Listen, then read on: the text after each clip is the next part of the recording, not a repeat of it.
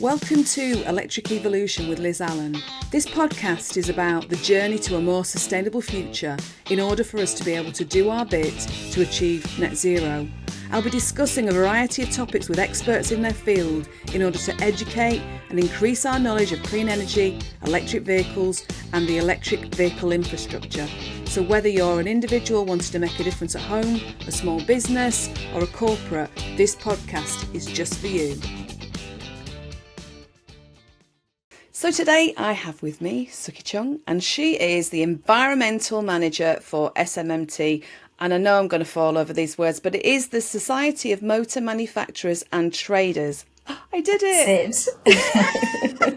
Sukky, welcome. Thank you ever so much for joining me. Thank you for having me. Thank you for inviting me. It's a pleasure. So I've seen you speaking at events, and we're on a very wonderful Women in EV WhatsApp group, and you've always just come across as such a lovely person. So getting to know you through the podcast and our previous conversations has been wonderful. And I just want to point out, she got the GF 100, so Green Fleet 100 most influential people. She was number 44 in that list out of 100. Congratulations. That's absolutely fantastic. Thank you. I don't know how it happened, but thank you. Oh God, don't say that. You do some wonderful things. Honestly. So just going back a second, she, besides what she's doing now as environmental manager at SMMT, she was also the previously air quality officer at Islington Council. And there's a personal thank you from me. Okay, because last year, for those of you watching and listening, Sukky was an absolute star. My son James was taking his A levels, and he was doing geography A level, and he was actually collecting data on air pollution from traffic in Reading, where we live. And I got in touch with you, Sukky, didn't I? And then I put you in touch with my son, and you helped him out. And I just really, really wanted to say I really appreciate it. And you know, I told you, didn't I? He got such a high grade. He did so well. I'm so pleased, and you're welcome. I mean, with any of the things that we know, there's no point in knowing it unless you're going to share it with somebody else. And I think for air quality in particular, it's really, really important that other people understand cause and effect and what they can do about it. And there's a lot of resources and a lot of data out there, but people just don't know it's there. So a little pinpoint is all it took, and he was flying. It wasn't much effort on my part for him to understand what was going on. He just got on with it. Yeah, I was so pleased, and it was just great to have you sort of involved, and yeah, it was lovely. So thank you again. But let's start off with why you got into what you're doing now, because so going from the council to the SMMT is one leap, isn't it? But kind of looking back to your youth with a foot at the end. Yes. How did you get into this? Because you've had a personal journey as well as a professional journey, haven't you? It's all been, I guess it's a hop, skip and a jump, really. You know, none of us really know what we want to do when we're leaving school. So, you know, I, like many, just went to college and to uni for a while to see what happened. But my focus was very business and finance and international business, and I think, you know, the family pressure to throw you into the corporate world. But I always had this massive interest in the environment. Going back to the Earth Summit in Brazil, it was, you know, a personal campaign, and I never imagined, because I think at the time it wasn't a thing that you could understand that you could make a living out of. Like caring for the environment, there was this connotation of you just being a tree hugger and being all nice, etc. And of course now here we are, however many years later, 30 plus years I think, it is just so important, and we recognise the value that it brings to all of society, not just to us as well. But yeah, I did my degree in business and finance. I went to work in the city in telecoms, and I think when I had my son, He was asthmatic, so whenever he got a little bit sick, he'd end up in A&E, and I would have to make the run back. So I just made a strategic decision that whilst he was very young and this was happening, I would get a job that had flexi time, that was close to home, and I found myself as an administrator at the London Borough of Islington in their environmental health department. Fantastically supportive management there, I have to say, and they guided me and encouraged me to do a postgraduate in acoustics and noise control engineering, and then subsequently my master's in environmental health, where noise and air quality are deemed to be much more interesting, in my opinion, than food and housing. So, so I always stuck in the environmental protection world. And moving Yeah, and on to I the guess, next phase. yeah, so from the council, I went to Transport for London for a little while. Different culture, didn't quite like it. So then I moved to a contract for a number of boroughs on freight and logistics. So it was a Mayor's Air Quality funded project led by Lambeth Council, included 7 or 8 other boroughs as well, and we were really trying to get them to create some efficiencies within their freight, so consolidation and retiming and purchasing things together and changing procurement rules, and that really did have a big impact. And then suddenly I happened by chance to see the advert for the environment manager at the SMMT, and I thought, oh, I could do that. And that was really simple. I went for it, and I've now been there for 7.5 years, and every day is different. I still enjoy every day. I've not yet woken up and gone, I don't want to go to work today. So it's been a challenge and definitely some growth in there. But yeah, I still love it. I really do feel like we're in the thick of it. We're at the forefront at the SMMT. There's always quite a lot happening. So if I said to you, what does a day in the life of Sukky look like? What are you doing, kind of, and probably lots of different things, but on an average day, what kind of things are you doing? There's the position papers, of course. So our policy positions are based on what members want. So the whole process of collating a position paper is understanding what the issue is in the first place and what the risk would be to our members, and collating that information. So it may be going to visit people, it may be a Teams call, it may be a committee meeting, and then of course there's the drafting. So at some point I have to sit down and actually write something. I try to reserve my Fridays to just do that, because we spend a lot of our time out at events, presenting panels, etc. But at some stage I still have to do the work. So that's always a challenge, but we do find the time. But then also, whereas I kind of leading on the heavy duty vehicle policy side of things, it's a very collaborative process. Of course, we've got our section manager and of course our technical manager as well. So we do work as a team to pull that position together. But I also lead on our regional engagement work. So when I first started working at SMMT, the main goal was to understand the clean air zones and what the government were doing with their plan for reducing NO2 at the roadside. So I went and met every local authority that had a plan at all. That was quite fruitful. It was a useful discussion.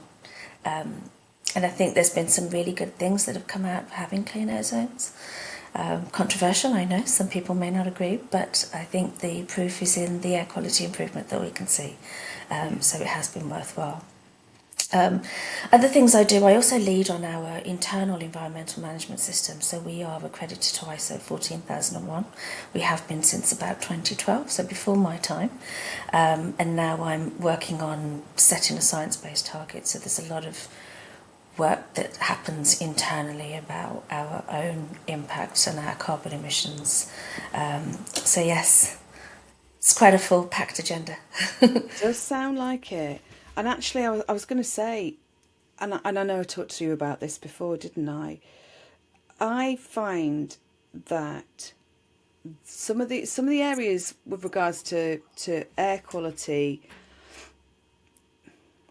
they don't always hit home. Besides, obviously not to do with what you're doing at SMMT, but people it's not like when I was young. I remember when I moved down here from Halifax in '95, my mum and dad came down, and I remember my mum saying, "There's not very many chimneys down here, is there?" And I was like, "No, no, there's not," because up north, and it was, there was a lot of industry and manufacturing and things like that, and you could see pollution coming out of a chimney, and when we look at it, when we look at air quality and air pollution now, and a lot of it's from, transport, isn't it?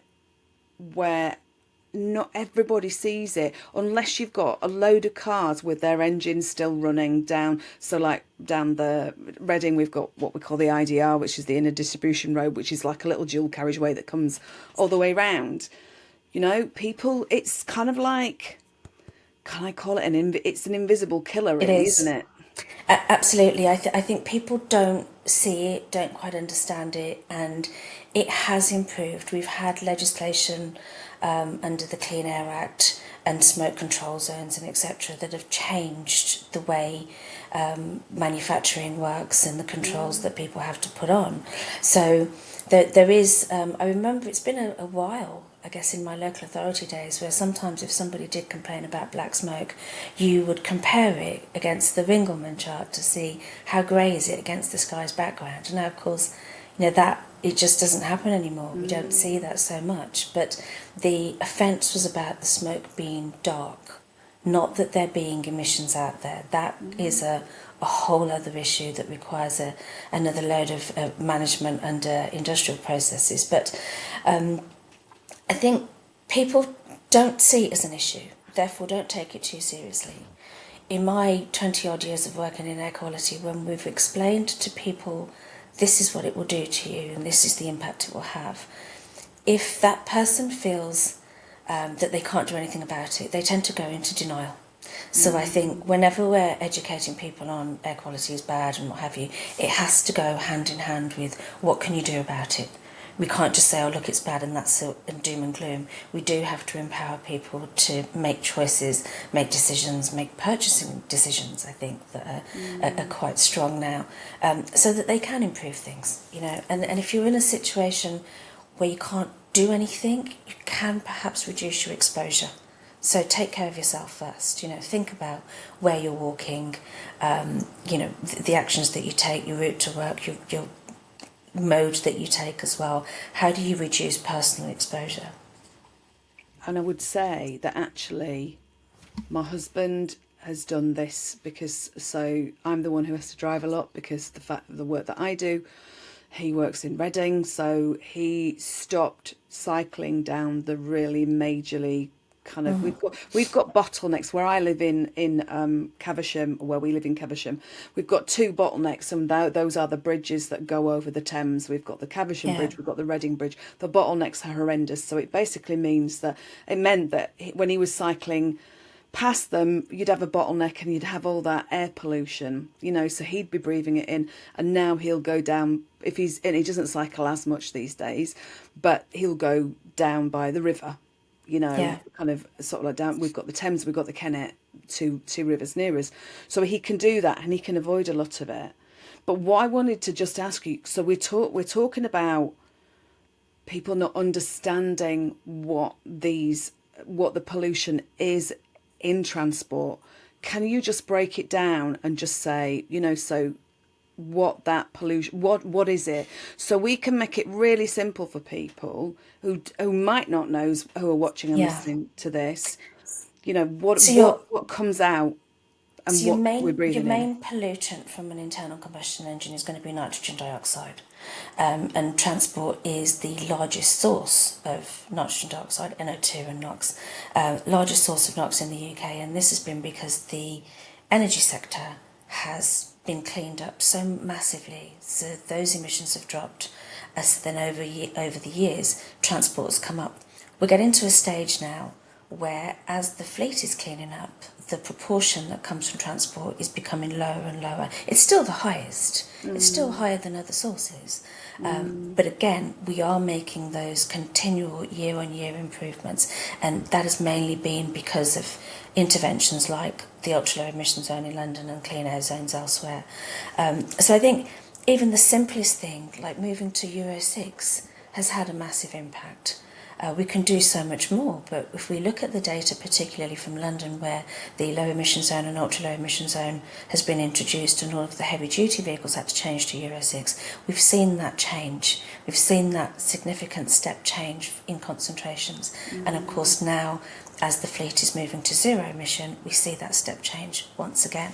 The other thing we see is particulate matter.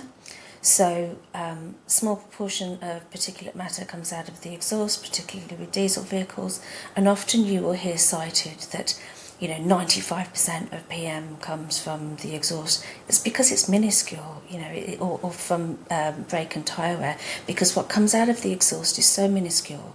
Anything else that's left would come from your non-exhaust emissions. We don't yet have, there's a piece of work being done at UN level that works on measuring tyre and brake and road wear. But again, we don't have consistency of measurement within that yet. And I think things that we need to take into account, the wear and tear and the non-exhaust emissions that come from vehicles, they are from tyres, from brakes and the road. Where we've seen the investment in road repairs and maintenance just completely cut, everybody comes from potholes.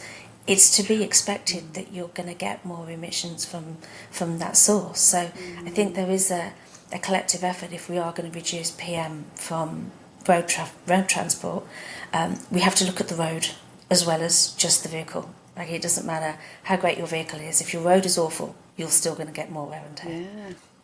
So, okay, so there is one particulate matter that is quite well known, isn't it?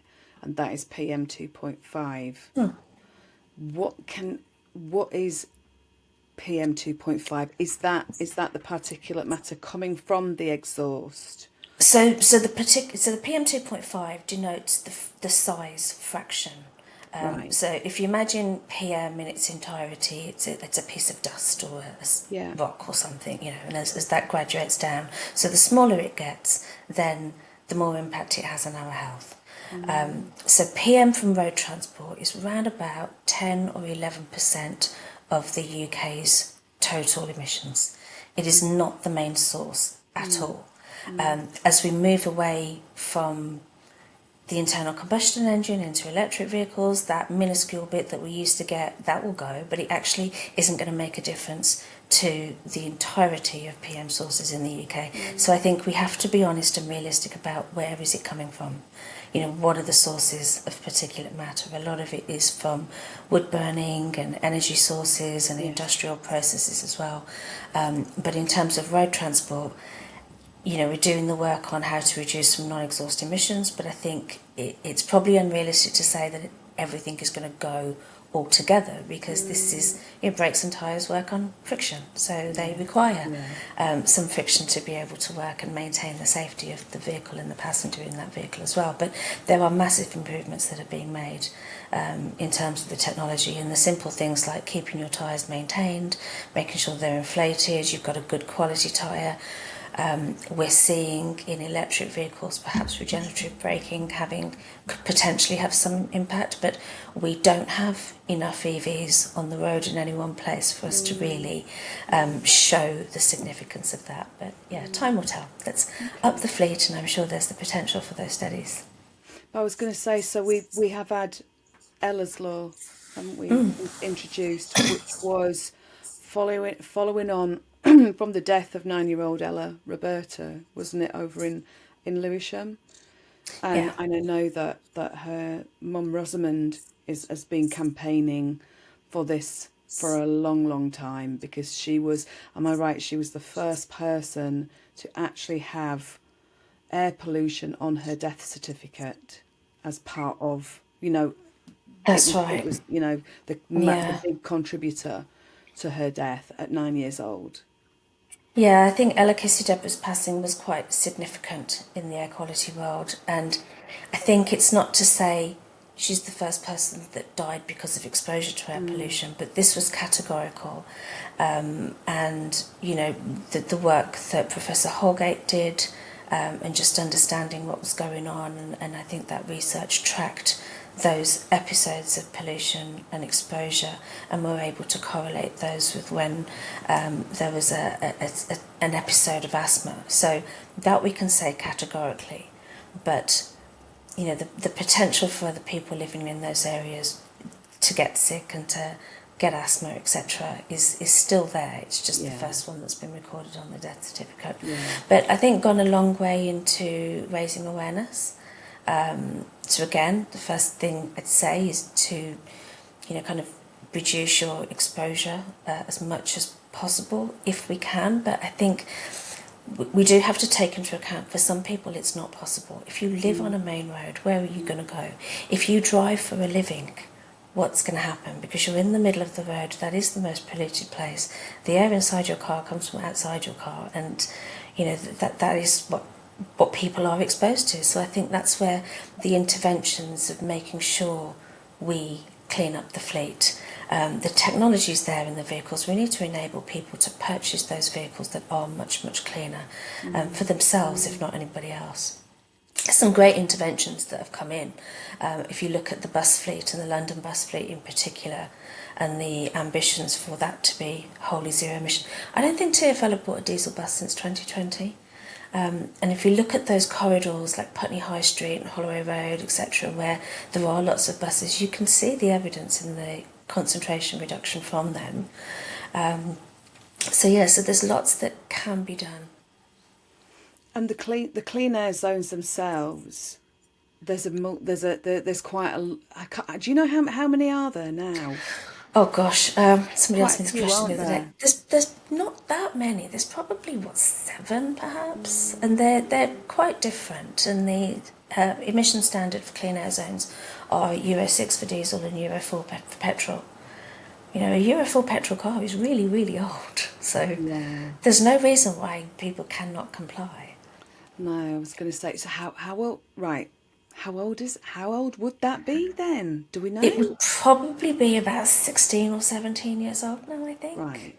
Yeah, don't quote me on that, but yeah, So I'd they have to so, check but the this. no, it's fine. No, but I mean the to actually for anybody going into a kind of a clean air zone or a low emission zone, that's when they would be penalised for or they would receive a fee, wouldn't they? You'd have to pay to go. Well, it's a pay to drive in.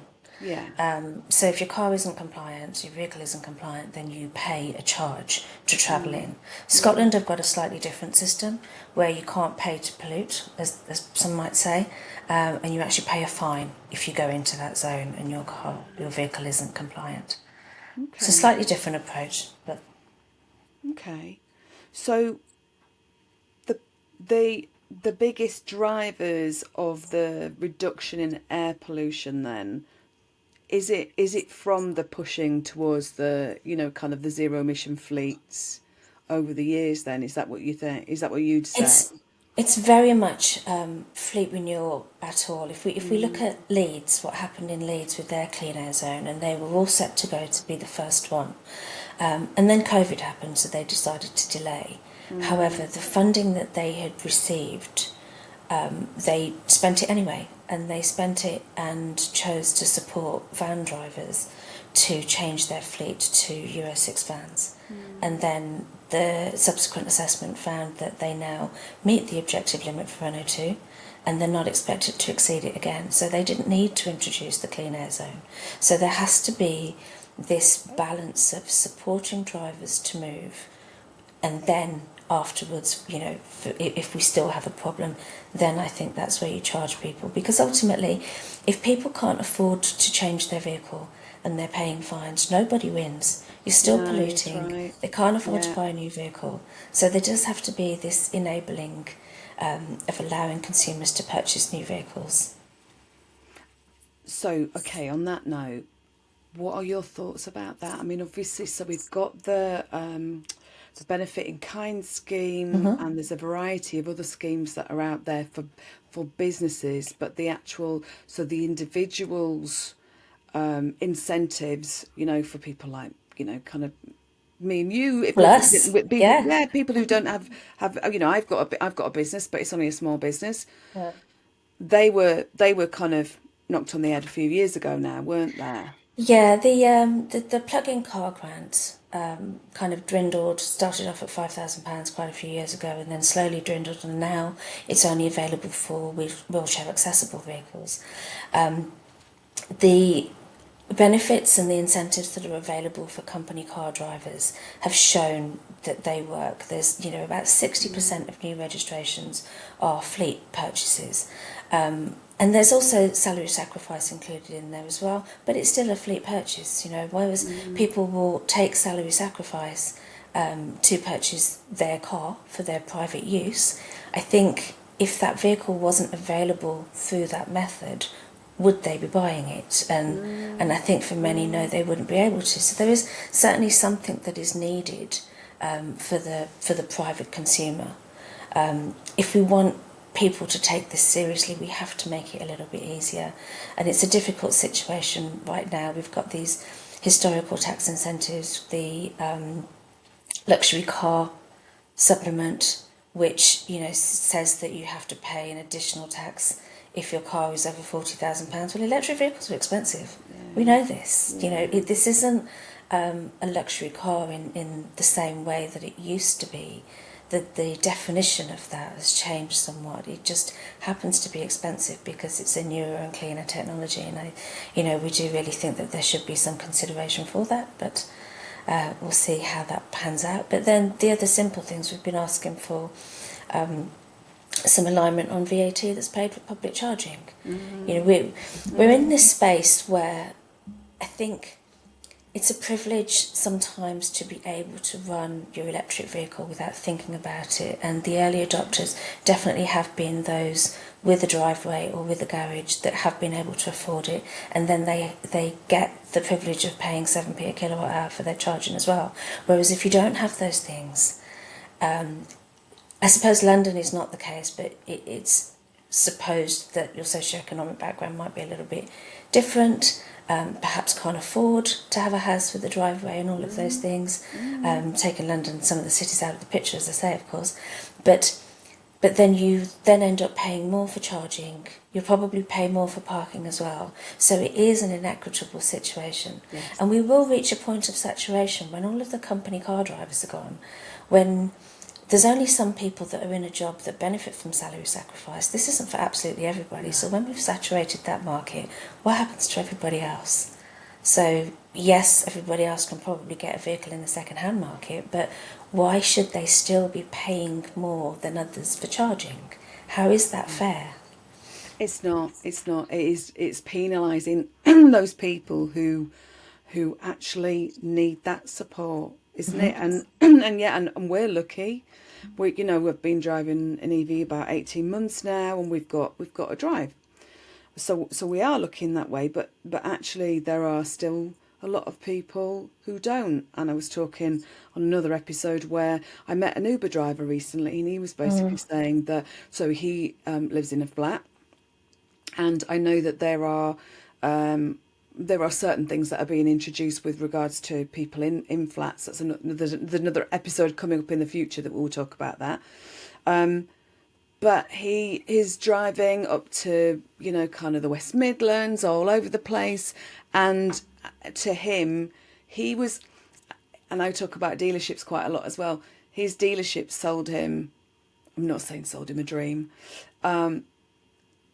it was made out to look like that, he would, if he'd have had a drive with and been able to rely on home charging, the cost of ownership would have been great, and I know we talk about total cost of ownership, but if we're talking about people who haven't got, they're not above a certain wealth grade, they can't, getting a car and having to use public charging at the rate, Yeah, it becomes more it does become more expensive, expensive, and doesn't it? And it is unfair, and I think we just have to have that honest conversation about it. And hopefully we'll see something in the spending review about equalising VAT. But I think there's a lot of people asking for the same thing. So hopefully Chancellor Reeves will listen.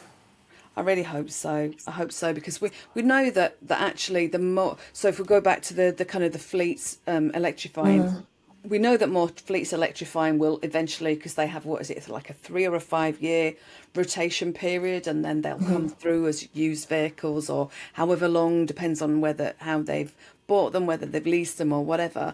So you do get lots of, you get EVs coming through that way, and that's how we got ours. Ours was a used EV. So Yeah.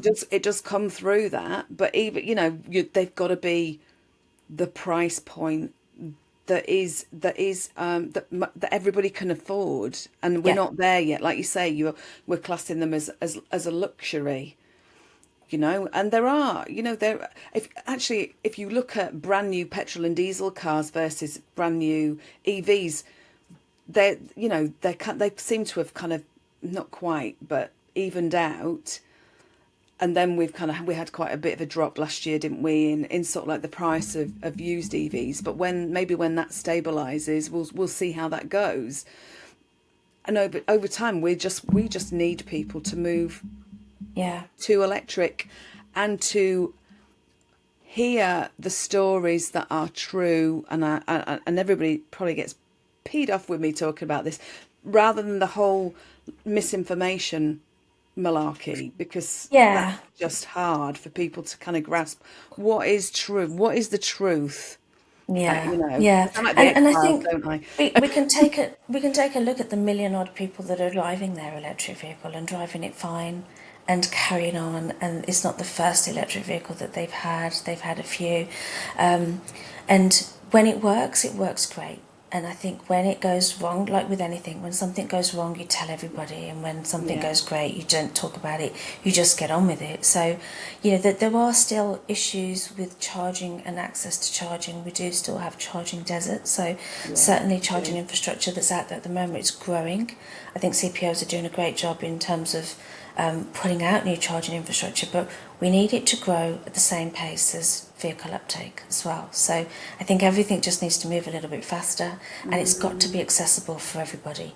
We're looking at the vehicle market growing, but it's still not where we need it to be with the regulations that have been imposed. So, but I think the narrative for the consumer, like really to normalise this, as this is just a car, this Yeah. is just a vehicle, and this is how you use it. I'm hopeful that the next generation will see it that way, and it won't be such a big deal. But I think we still do have to work collaboratively with government, with local authorities, with charge point operators and manufacturers as well, to make sure that the whole ecosystem of being able to operate an electric vehicle is there, and it's easy. We've talked about cars quite a lot, and the car is the easy bit. Let's think about the truck. Where are we with the truck? I think we've got at the Yeah. moment three public charge points where a truck can go. The ZHIT project is going to give us about 70 more this year, which is massively exciting, but it's still a challenge for those operators to be able to use and purchase vehicles such as that, and make sure that they can still run their business efficiently, so that they're not charging us, the consumer, extra on everything that we buy. And I have seen some really impressive trucks on the kind of when I was on the Green Fleet EV rally last year. Just looking at them, they just are fantastic. Yeah, And actually, it's about to me, it's about the mindset. It's changing people's mindset, isn't it? And we are going to have naysayers about all of this for years to come, because there'll be people who will be coming kicking and screaming into 2025, 26, 27, 20, and moving forwards kind of. And but it's about, I think it's about these other stories, isn't it? The things that we're yeah, talking about. We've not even talked about kind of climate change and reducing our carbon emissions, because I know that in the UK especially, our transport is the highest carbon emissions. I think it was about 28% Yeah. when I last Yeah. saw. But I think it's not just like you were saying it this earlier actually. When people don't feel that they can do anything, it's about getting them past that, because everybody can do something, Yeah. even if it's just really tiny, like you say, Yeah. like looking after yourself, making sure that you try and minimize the exposure to PM 2.5 or NOx or whatever. But it's what do you feel needs to be kind of like the level of messaging for people to understand this? Because I still think there's a lack of Yeah. understanding. I guess understanding our own impact. What are we doing that is causing this, and how can we change that? And some things seem to be out of our control, but actually, and it used to be that energy was out of your control, but you can opt for a green tariff, So if you get a green tariff, then you know that your energy is coming from renewables, etc. Pick the vehicle that you buy, pick the mode of transport that you use. I think the greatest influence that we can have is in purchasing power. And that takes some time and research. So, who are you buying from? What do they do? What kind of vehicles are they using? If I get Sainsbury's delivery, I go for the green one, which means that it's going to be in my area anyway. I will walk down the road with my Hackney Chic shopping trolley to go and get what I need. But then I have the privilege of living in zone 2, 5 minutes walk away from a Piccadilly line tube, and I don't need to own a car. But I think we have to recognise and appreciate that not everybody's life looks like that, and we shouldn't be making people feel guilty about things that they have to do. But then, if you're taking the kids on the school run, take somebody else's child as well. Think about car sharing when you're going to work. There are so many things that we can be thinking of a little bit wider. I think there's a lot of pressure on companies, fleets, etc. And fleets have done a great job in the transition to zero emission vehicles. But where everybody's looking to get their own carbon emissions down and setting science-based targets and now measuring, analysing, trying to reduce their scope 3 emissions, I think that's where the biggest impact is going to be on SMEs in particular, and people needing to make the shift towards an electric vehicle or reduce their own emissions, because we're getting to the stage where you won't be able to do business because you're not taking care of the environment, as it were. Yeah. So I think greater transparency, organisations definitely should be showing what they're doing, and consumers are able to then choose who they buy from. And again, I go back to the younger generation. When people are going for jobs, when the younger generation are going for jobs, they're actively asking the questions: what are you doing? What's your environmental management system? What's your diversity, equity and inclusion policy? People want to work for ethical employers. That is a really interesting question, isn't it? Because especially, I don't know, especially around kind of now, because there's this whole, we could talk, it's a slight tangent here, but ethical employment, does that also include flexible working? Because actually, I would say that there's a reason why people want to work from home. Yeah. There's a reason why businesses want people to go into the office or into the business. Some places you have to go into the business anyway. But I've been talking to a couple of friends where so one husband has been, the company have decided that they want to have a 4-day week with people going into the office now. My friend has her organisation, they are shutting their offices down in Maidenhead. They're moving into London, so there's no flexible working on that one. So like I say, I know it's a bit of a tangent, but actually, to me, when we're talking about ethical employers, it also includes that level of flexible working as well, doesn't it? Yeah. You know. Yeah, and I'd mentioned kind of recording and analysing scope 3 emissions. Your commuter travel, the way your staff travel into work or whether they travel into work or not, is all part of your scope 3 package. So if everybody's coming into the office, which I completely understand there is a need for, it depends on your business. What are they doing there? What's the value? And we're really fortunate at SMMT. We have a flexible policy. We've always had a flexible policy. We have this 50-50 hybrid working policy. As you can see, I am at home. This is my sofa.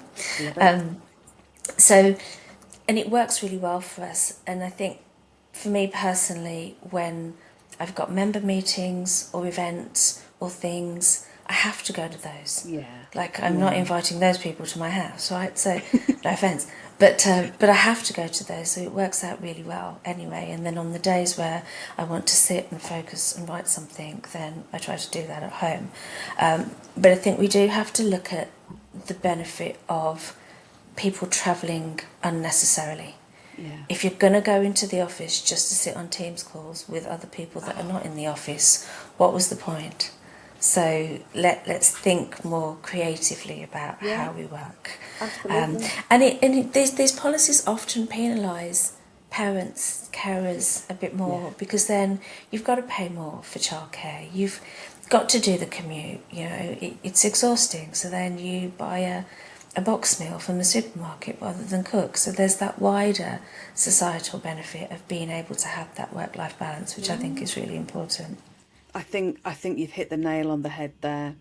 Work-life balance is so important, and actually, out of all the awful things that came out of lockdown and COVID, I felt personally that providing people with the ability to be able to work from home, because before that, you know, I kind of did because of my business, you know, on and off, but I was either in businesses or out, you know, but actually doesn't, you know, giving people that level of flexibility doesn't mean they're not going to be unproductive. And I talked to my friends about this yesterday because of this situation with people being pushed to go back in, and flexible working being denied.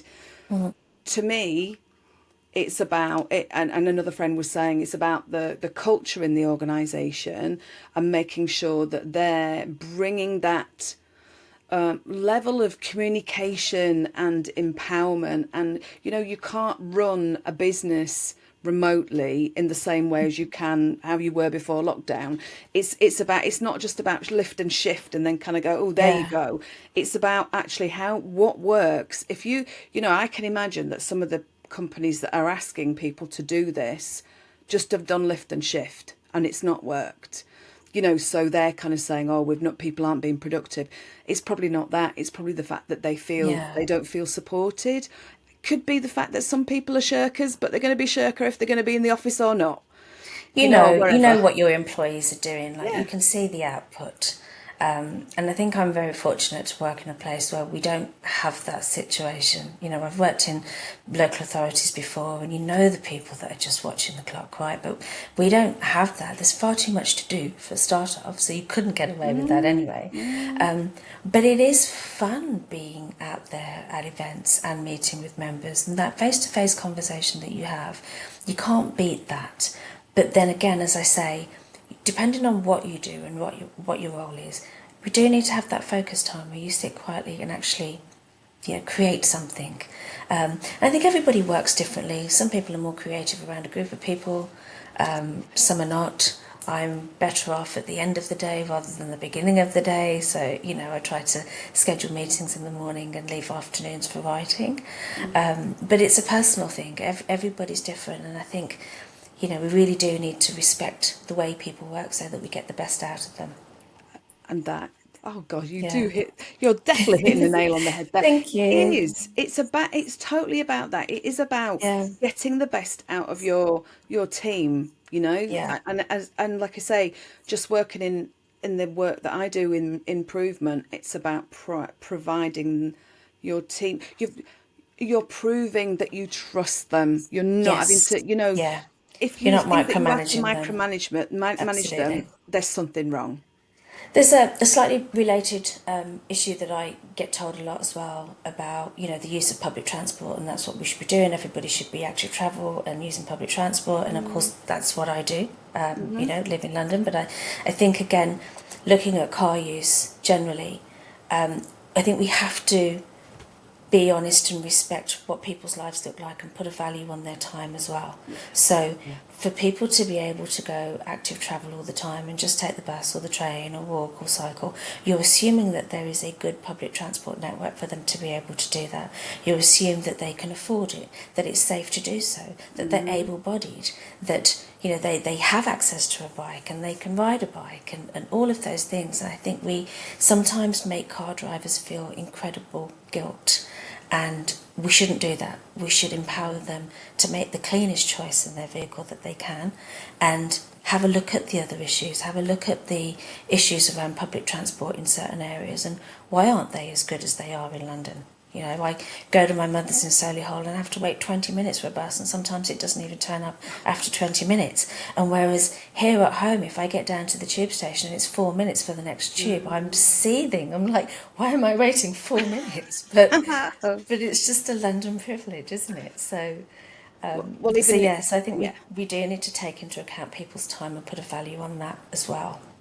I was going to say, even in Reading, when I first started going out with my husband, which was in about 2000, 2001, the buses in Reading were shocking, but that's changed a heck of a lot. So yeah, you Yeah, just you can't just assume that everybody has that. So I suppose that's right. really it's about being interested in who you're employing and putting some Exactly. care and concern into it and just not, Yeah.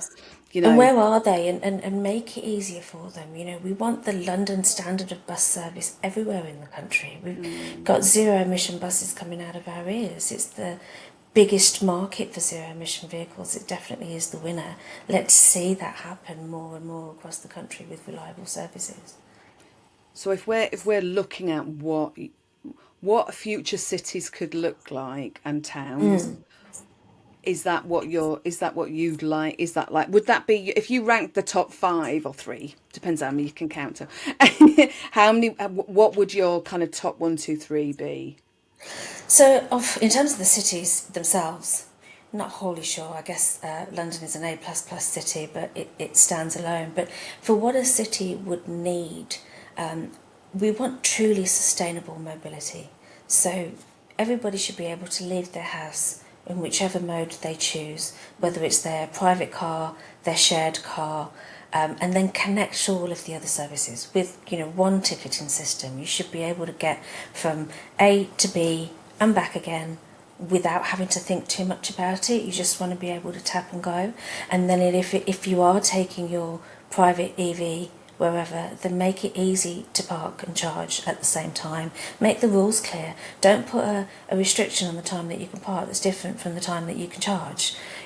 Just make it transparent. And inviting. If you're going to a shopping centre, then you're going to be there all day. Slow charging is fine. If you're just rushing in and out, then rapid charging is fine. Let's think about where we're siting our infrastructure, our charging and refueling infrastructure, and think also about the balance between the pedestrian, the cyclist, the car driver, the bus and the commercial vehicle driver as well. So whereas we all as individuals can just get out and take public transport all the time, if you're carrying goods or you're delivering a service, then that's a vehicle movement that has to happen. How do we interact with one another? So I think a holistic approach to transport and sustainable modes that works for everybody. I guess sometimes people don't think about the impact that they're having, because even people like me will say, I don't own a car, I sit here and everything is delivered to me, but I don't notice the impact of my deliveries. So actually, if we could change our behaviour, you don't need something next day, you don't need it in an hour. You could pay more for it to be delivered faster, or the delivery company of your choice could just decide to pool all of the deliveries in your area and do them all at once, and then that would mean less vehicles coming on my street all of the time. So I think there are creative solutions that we could deploy like that. I would always like to see an option for when I go shopping to have all of my shopping delivered to my house for me, so that then I can go to the wine bar, I can go to the movies or go and have dinner, and I would spend my money in that location much more and for longer if somebody was just going to take my stuff home for me. And actually, I think there are some delivery companies that kind of take other companies' deliveries Yeah. in there. And I know, for example, it just came back to me that actually on the shipping side, if you're ordering something that's coming by boat, they have what they call tramp ships, which actually, you'll kind of put different cargo on at different destinations. But what you're saying there makes so much sense. And I have to say, I have a little penchant for Amazon myself, so I have to kind of put things in the basket and then forget about them. But because I have little ADHD shiny thing, oh, I need that. No, I don't. I'm just leaving it in the basket until I forgot It's about it. easy, isn't it? Life is easy Yeah, for us. You yeah, know, and if and we needed that actually, urgently, you'll walk down the road and get it. But you know, we don't. It's made that way. I mean, certainly when I was growing up, this wasn't an option at all. no, me But then when I neither. was growing up, the internet wasn't an option. So yeah, Well, me neither. It's one of those things, isn't it? It is balancing convenience with sustainability. yes, For I call it an Amazon culture because we know we can get it, we can get pizza delivered, we can get this delivered, we can get that, and we can get it within that length of time when we want yeah, it. But actually, we have become quite spoilt with it, really, in some yeah, ways. And then that's when, in some ways, we've kind of made it worse for businesses. Like I'll just talk quickly about sort of charging, EV charging. If somebody sits at a charger and they're not getting the speed that they want, or it's not initiating, or whatever, people are happy to jump on social media, TikTok, yeah, and have a bit of a rant. yep, You know, you didn't used to have that, and that's no, kind of, we have made our own bed. We've got to kind of lie in it now, and yeah, we've got to make it better and different and work for us now, haven't we? yeah, Across absolutely. all of And it. I think, we want that convenience, we want that lifestyle, I suppose. But then let's make it cleaner. I Yeah. think the answer is not to stop doing something, but to do it more sustainably. Think about where you're buying from, who you're buying from, what are they doing Mm, to kind of reduce their carbon impact. mm. And I like what you said about the younger generation asking questions of the employers that they go and work for to say, what are you doing? Yeah. You Yeah, know, I have so much faith. I think they're much better than we are. So, Yeah, because we've got, people don't like change. It's a known thing. People don't like change. They find it difficult because it's scary. yeah, It's different. And we're talking, if we talk about EVs, it is just a car. It's just fueled differently, yeah. and people need to be helped to Yeah. understand that those You, fueling your requirements. life is not changing massively by going Mm, from an internal combustion engine to an EV. You're still going to the same places and doing the same things. It's not like horse and cart, where suddenly we went from horse and cart to yeah, car and you yeah, could go so much further that it was life changing. This is just a cleaner, more sustainable way of doing it. But of course, the yeah. driving experience is so much better, and so much more comfortable. So yeah, it's the right thing to do. And you Let's didn't just help always get everybody to enable and get on with it. Yeah, exactly. And you didn't always get 500 miles in a petrol or a diesel car, did you? And you don't need, sorry, the people shaking their heads at me. You know, you don't always need 500 miles, because as Where are long as you you've got the going? Like chargers, where? yeah, Yeah, you've where got are the you chargers in the going? right places, because, and we've talked about this a lot as well, but actually bladder range, that's a thing. And also Absolutely. health and safety. Do you know what I mean? Yeah, I don't want to do more than a couple of hours in the car without a stop. There yeah, will be people who do, and they want to get from A to B, because we're always rushing so much, aren't we, these days? We've got rush, rush, rush. And people don't think about the fact that actually maybe it would be good for you, for your mental health and yeah, physical health, to stop. And if you yeah. can plug in and charge while you're there, go into the loo, getting a sandwich or a bag of crisps or whatever Absolutely. whatever you fancy. It's just building Yeah. it in, isn't it? You know? Absolutely. Just, yeah, as I say, just normalise it, making it easy, Yeah. accessible charging infrastructure for everybody. Yeah. I'm confident we'll get there. It's just, a bit of You're a right. hurdle at the moment, but yeah. But listen, I just Thank you, want to say Liz. thank you. This has just been such an insightful conversation. I really, really enjoyed it. You're such a Thank lovely you. person. No wonder, no wonder you're at Thank 44 you. on the GF 100. So, it's just you're doing some wonderful things. Just keep doing Thank it. you. And again, personal thank you again from me for what you did for James last year. Thank you for what you're doing now with the SMMT. And just keep doing what you're doing. Thank So you. thank I love you. it, so probably will. So yeah, thank you for having me on. It's been a pleasure to talk to you. So on that note to everybody, I'm going to say thank you for watching and listening. Please do share, like, subscribe, do all those wonderful things, and elevate this message from Sukky. Let's get the word out there. But until next time, thank you very much. Bye. Thank you for watching Electric Evolution. I really love bringing you these weekly conversations about sustainability, renewables, and building a cleaner future together.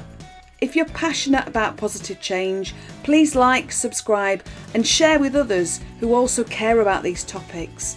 You can also download our white paper, Plugging into the Future, at fullcircleci.co.uk and join the discussion on improving sustainable transport, or email me at liz@fullcircleci.co.uk.